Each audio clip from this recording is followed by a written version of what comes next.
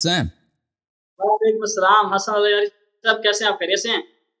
آپ کی بڑی مہربانی، تھینک یو سر. بہت شکریہ سر آپ کے ویلیبل ٹائم کے لیے. Thank you sir. کہاں سے کال کیا؟ آپ کس شہر کے رہنے والے ہیں؟ میں پاکستان خانے وال سے. اللہ آپ کو بہت سلامتی دے میرے بھائی، حکم کریں. میں اہل سنت سے ہوں جی، اہل سنت سے ہوں. جی سر حکم. یاری صاحب، آپ بہتر جانتے ہیں کہ ملت جعفریہ اور اہل سنت کا جو پہلا اختلاف ہے وہ یہ ہے کہ اصول کے اوپر اگر بات کی جائے تو اہل سنت یہ کہتے ہیں کہ پہلے خلیفہ جو ہے وہ حضرت ابوبکر صدیق ہیں. صحیح ہے. جبکہ ملت جعفریہ کہتے ہیں کہ نہیں، جو پہلا خلیفہ ہیں یا جو حضور پاک کی وصیہ ہیں وہ مولا علی علیہ السلام ہیں. تو میں اس بات سے اچھا، جیسا کہ میں نے آپ کے ماضی میں مناظرات سنے ہیں، اس میں آپ نے بہت سارے پروف دیے ہیں، جیسا کہ حضرت ابوبکر صدیق کے متعلق اگر بات کی جائے تو انہوں نے اگر بی بی فاطمہ الزہرا ان کے پاس بدک مانگنے آئی اور انہوں نے انکار کیا. یہ بخاری شریف کے اندر موجود ہے کہ انہوں نے جب انکار کیا تو بی بی فاطمہ الزہرا ان پر خفا ہو گئی اور ساری زندگی بات تک نہ کی. اگر میں اس بات کو ایگری کروں کہ بخاری، کیونکہ بخاری پہ ہمارا بہت بلیو ہے، قرآن مجید کے بعد ہم بخاری شریف کو سب سے مستند کتاب مانتے ہیں، تو جس کے اوپر نبی پاک صلی اللہ علیہ وسلم کی بیٹی خفا ہو جائیں وہ معتبر نہیں رہتا. میرا یہ ایمان ہے. صحیح. اس کے بعد دوسرا خلیفہ حضرت عمر، ان کے اوپر جیسا کہ آپ نے بھی پروف دیا اور بخاری شریف کے اندر یہ مینشن ہے. اور میں ایک نقطہ یہاں پہ عرض کروں، دیکھیں کہ رسول صلی اللہ علیہ وسلم نے کہا کہ جو بی بی سلام اللہ علیہ کو اذیت دے وہ اس نے مجھے اذیت دی ہے. یعنی بی بی سلام اللہ علیہ کی اذیت جو ہے نبی صلی اللہ علیہ وسلم کی اذیت ہے، ٹھیک ہے نا.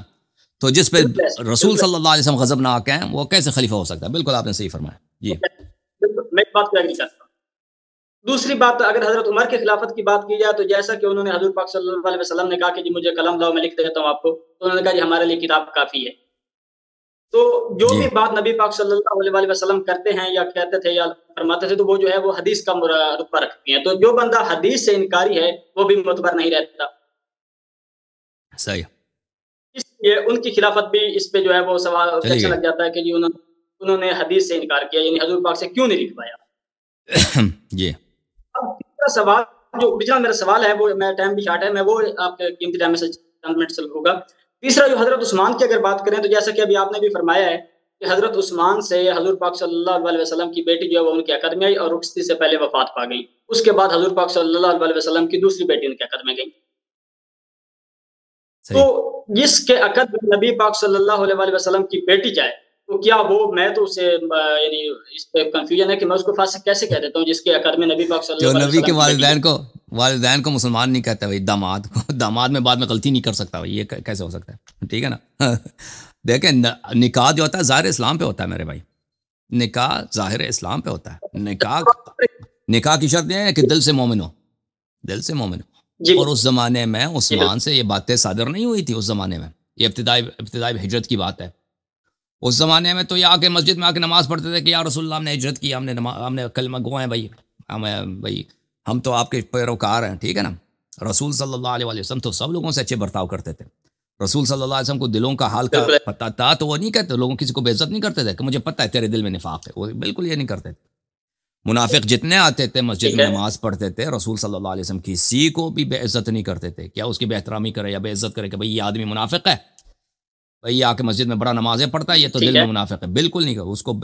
اس کے ساتھ سب کے ساتھ اچھا برتاؤ کرتے تھے. مشرک بھی آتے تھے نا، رسول صلی اللہ علیہ وسلم بہت ہی پیارے برتاؤ کرتے تھے. سر میدان جنگ میں جو ہے نا، وہ جنگ کی بات ہو رہا ہے کہ جنگ، ایک آدمی جنگ کے لیے آیا، اس کے خلاف تلوار اٹھانا وہ تو ضروری ہے.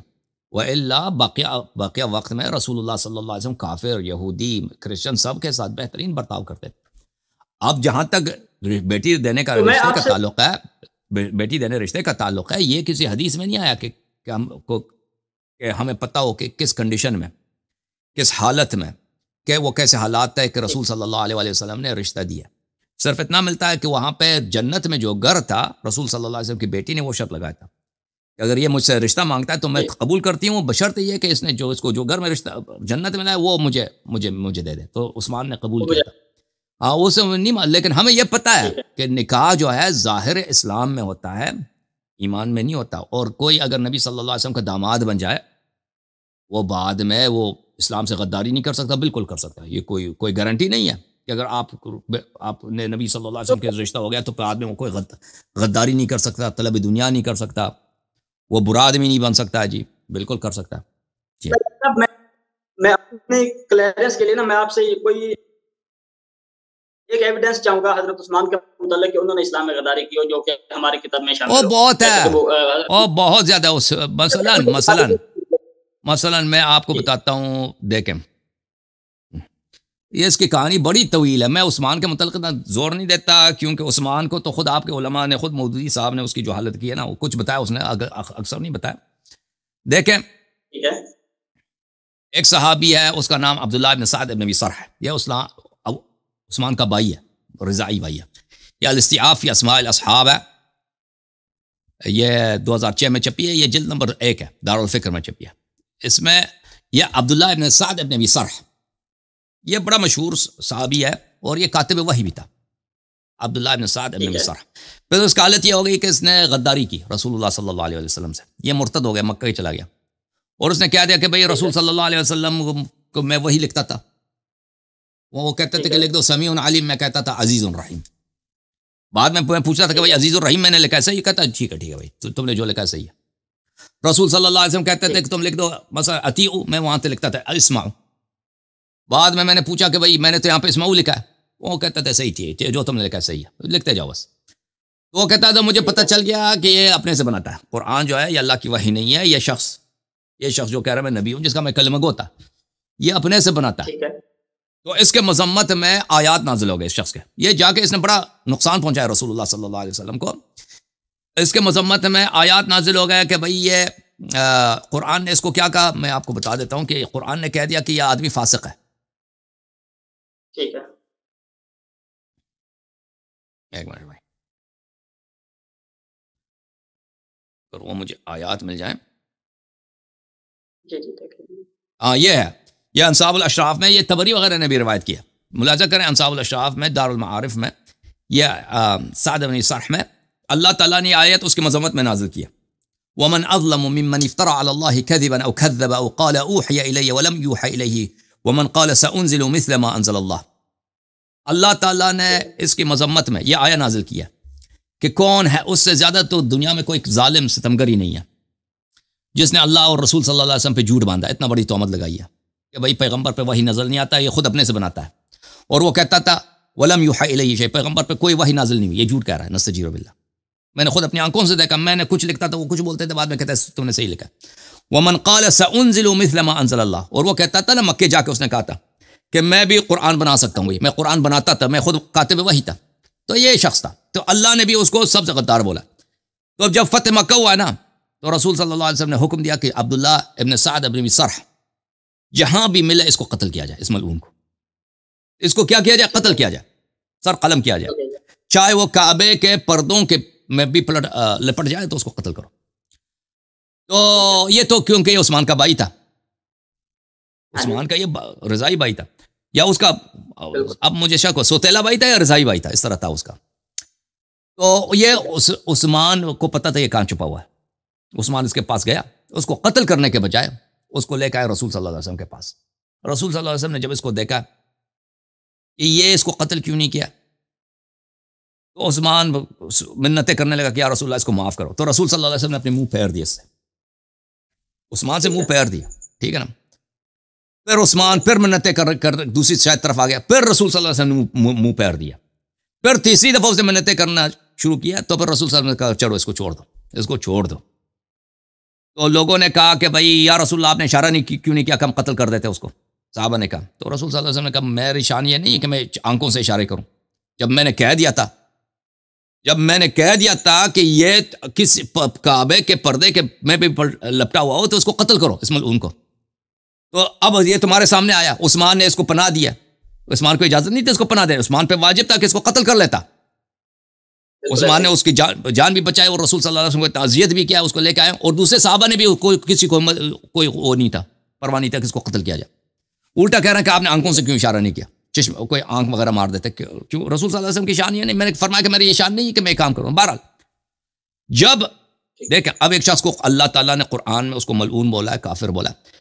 جب عثمان کو خلافت ملی ہے، اس نے سب سے پہلے کام کیا ہے، مصر کی سرزمین کو اس کو گورنر بنا دیا. ٹھیک ہے، مصر کے سرزمین پہ اسی اپنے بھائی کو اس نے گورنر بنا دیا.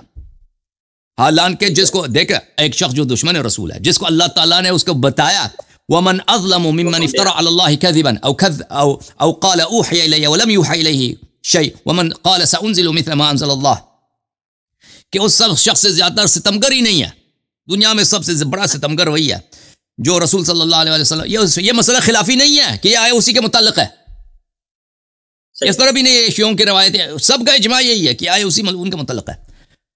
اگر واقعاً عثمان، عرض یہ ہے کہ اگر اس کو اسلام پہ، رسول صلی اللہ علیہ وسلم کی رسالت پہ واقعاً یقین ہوتا تو اس زمانے میں تو بڑے بڑے صحابہ موجود تھے، بدری صحابہ عثمان کے زمانے میں، ابھی رسول صلی اللہ علیہ وسلم کی وفات کو 12 سال ہی تو ہیں عثمان کی خلافت کے ابتدا میں، ٹھیک ہے نا، بدری صحابہ بے تعداد موجود ہیں، احدی والے موجود ہیں، مہاجرین موجود ہیں، انصار موجود ہیں، اتنے زاہد صحابہ موجود ہیں، ابو ذر جیسے صحابہ موجود ہیں۔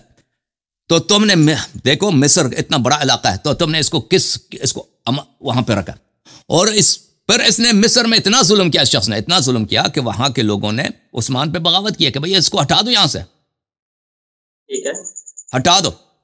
تو وہ مصر والے آ گئے، انہوں نے عثمان کے گھر کا محاصرہ کیا کہ تم بھئی اس کو ہٹا دو۔ عثمان تو کئی دنوں تک کہا کہ میں نہیں کرتا، پھر کہا کہ چل میں خط لکھ دی بھائی،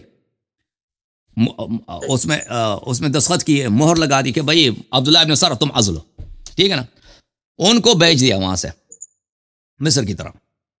مصر والے خوش ہو گئے بھئی کہ چل ہمارا جو گورنر تھا ظالم تھا وہ عزل ہو گیا، راستے میں چلے ہاں تو انہوں نے دیکھا کہ مدینے سے ایک آدمی آ رہا ہے، دیکھا تو یہ تو عثمان کا خادم آ رہا ہے، بڑی تیزی سے جا رہا ہے مصر کی طرف، پکڑ لیا اس کو، ان لوگوں نے پکڑ لیا اس کو ٹھیک ہے نا، کہ تم کہاں جا رہے ہو؟ اس نے کہا کہ میں تو مصر جا رہا ہوں۔ کہاں جا رہے ہو؟ ایسے کام ہے، کوئی خط لے کے آئے ہو مدینے سے؟ کہا نہیں، خط کوئی نہیں۔ انہوں نے کہا کہ نہیں کوئی بات ہے یہاں پہ، کچھ ہے، عثمان کچھ کر رہا ہے ٹھیک ہے نا، اس کی تلاشی لی، کچھ نہیں ملا، تلاشی لی۔ اب اس کا جو پانی کا جو برتن تھا نا، انہوں نے کہا کہ یہ کوئی چکر ہے، پانی کا جو برتن تھا اس کو کھول دیا تو اس کے اندر عثمان کا خط ملا، ان کو عثمان کا سیکرٹ خط ملا تھا کہ اس نے اپنے خادم کو مصر بھیجا، کیا وہاں پیغام یہ بھیجا ہے مصر کے گورنر، یہ عبداللہ ابن ابی سرح کو، عبداللہ ابن سعد ابن سرح، یہ جو لوگ آ رہے ہیں ان کو میں نے خط لکھا کہ تو عزل ہے، تو بالکل عزل نہیں ہے، جو ہی یہ مصر پہنچ جائیں ان سب کو تم نے گرفتار کرنا اور سر ان کا قلم کر دینا، ٹھیک ہے نا۔ اس طرح ان لوگوں کے ساتھ عثمان نے فراڈ کیا، ٹھیک ہے نا۔ اس کے اوپر اجماع ہے، یا سب تواریخ میں موجود ہے، سب تواریخ میں موجود ہے، خود تبری وغیرہ الکامل فی التاریخ سب میں موجود ہے۔ تو مصر والوں نے کہا کہ واہ جی واہ، واہ جی واہ، واہ جی واہ، یہ ہمارے ساتھ یہ فراڈ ہوا، ہمیں یہاں پہ ہم نے اپنے بھائی ہمارا گورنر ظالم ہے، شکایت کے لیے ہم مدینے گئے خلیفے کے پاس، خلیفے نے بہت عرصے کے بعد ہماری بات سنی اور کہا کہ خلیفہ عزل ہے، گورنر عزل ہے، تم چلے جاؤ ادھر۔ میں نے نیا گورنر بھی بنایا تھا، اس نے نیا گورنر بھی اسی گروہ میں، تم گورنر ہو۔ اب جو ہے ہمارے ساتھ یہ غداری ہو رہی ہے کہ ہمارے پیچھے کہ ہم ادھر مصر جائیں، ہمارا سر قلم ہو۔ تو یہ پھر واپس آ گئے مدینہ، پھر انہوں نے کہا کہ عثمان سے کہا کہ اب تیرے ساتھ یہ بات ہے، اب تجھے خود عزل ہونا پڑے گا، تجھے خود دستبردار ہونا پڑے گا۔ اسی بات پہ عثمان کا قتل بھی ہو گیا نا، عثمان نے کہا نہیں میں عزل نہیں ہوتا، میں نے یہ دستخط نہیں کہ یہ جھوٹ ہے۔ عثمان نے کہا کہ مجھے اس کا پتہ نہیں ہے خط کس نے لکھا، حالانکہ اس کا اپنا خط تھا، اس کی اپنی دستخط تھی، اس کی اپنا مہر بھی تھا، وہ مہر کسی اور کے پاس تھا ہی نہیں، عثمان کے پاس تھا، ٹھیک ہے نا، وہ مکر گیا کہ نہیں ہے، اسی بات پہ قتل ہے۔ پھر